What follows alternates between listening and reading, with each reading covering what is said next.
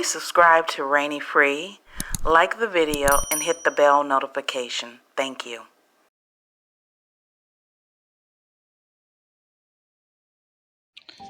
You know, I've been watching the media and Alex Jones'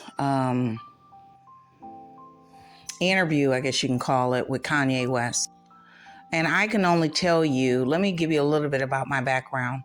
Years ago, I worked in the mental health industry.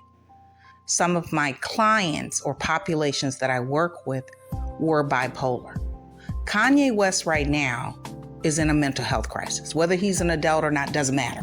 He's in a mental health crisis. I'm not here to justify any of his biases or anti-anything. That's not what I'm here to say. I did run across a content creator that did a beautiful job in explaining bipolar. I don't know if that content creator has a medical background or not. I think the only celebrity physicians I saw even try to comment on it was Dr. Drew. And then I saw the interview that Kanye West did with Chris Cuomo, which was very good because Chris asked him and told him that he was taking his own medication and he's getting enough rest. And then he asked Kanye whether or not he was getting enough rest. Mental health issues are very serious. Kanye's having a mental health crisis. He's in crisis. In the work that I used to do years ago when I was much younger, if Kanye West was in our environment, meaning not in a hospital, but in a setting where you have mental health counselors, psychiatrists, psychologists, social workers, etc., and he was exhibiting any kind of strange behavior, my job was to observe, record, and integrate that population into the community, whether it be from working to everything else in between that they had to do, go grocery shopping, etc.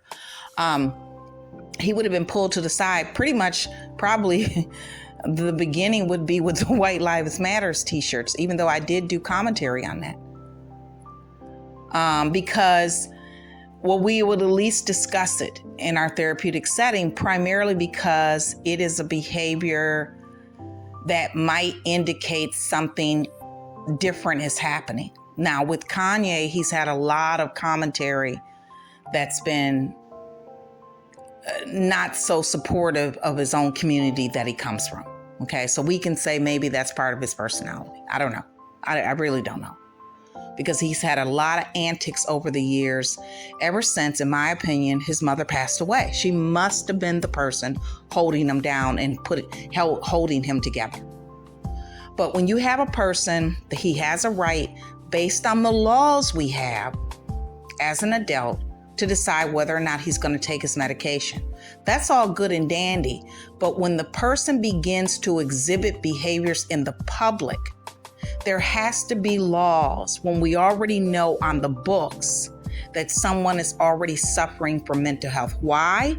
Because we can possibly avoid people running into a grocery store and shooting up the place, or a school, or anything else in between.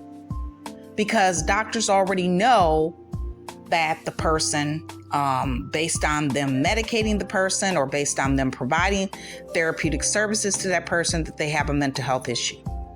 So I think that laws are going to have to be changed in order to help people that are under mental duress, in order for the community to be, number one, safe.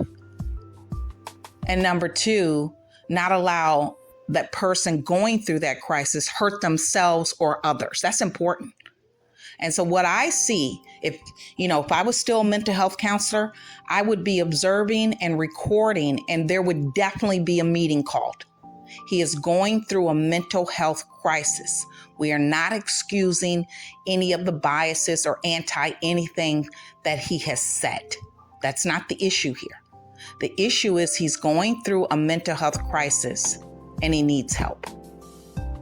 Figuring out whether or not these are real and unreal and all this stuff, at this point, it doesn't matter. Because clearly, if you got a chance to see the interview, he was definitely dealing with things that were not real. He was saying things that were not real.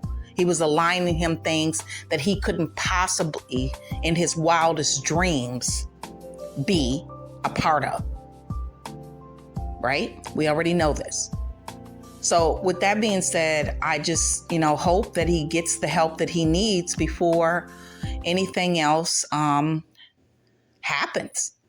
And that's my 5 cents on it.